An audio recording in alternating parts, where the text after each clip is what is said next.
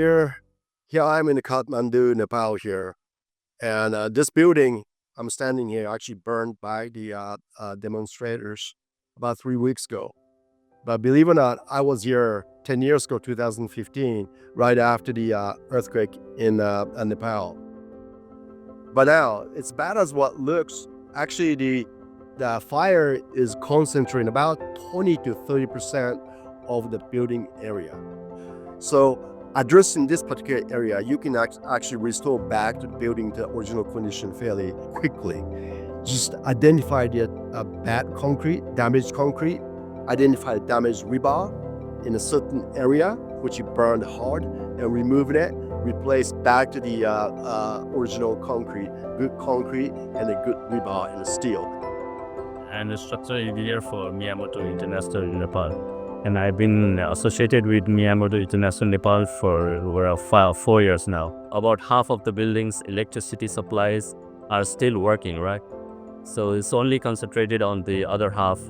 Gonna take about 6 to 9 months for the repair works. Having a global experience in the disaster preparedness, disaster management, and also post-disaster recovery, we can help in strengthening, build back better after the events like this. Here I'm at the Hilton Kathmandu, or was used to be.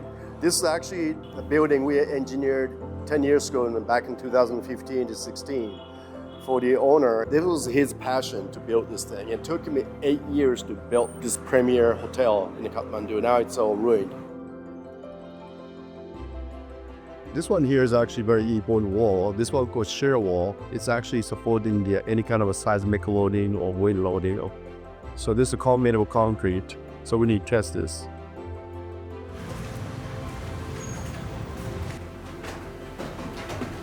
This got a different kind of finish here, right? It's almost like a plastic kind of finish to it. So that actually protected concrete. So I know it looks really bad here, but once we reheat those finishes, you're gonna see actually pristine concrete up there. That's what good. So as you can see here, this room survived.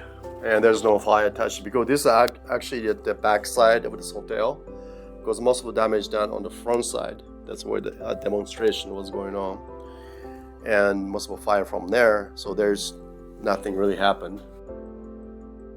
So actually, flame come from below, and it's burned through the whole office area, and that's where the smoke damage out of here. So that's why I think preserved for this area. Structurally, there should be no damage here after you remove those holes, finish off, boost it. Going through this building today, we see at least 50% of the area is pretty much untouched by the fire, and the rest of it, many damage, actually obviously finishes all burned, but it's concrete slab, which is also compromised, but it can be repaired. So that's something that definitely provide hope for this project. And it's very important to restore back. And we're here to do this work.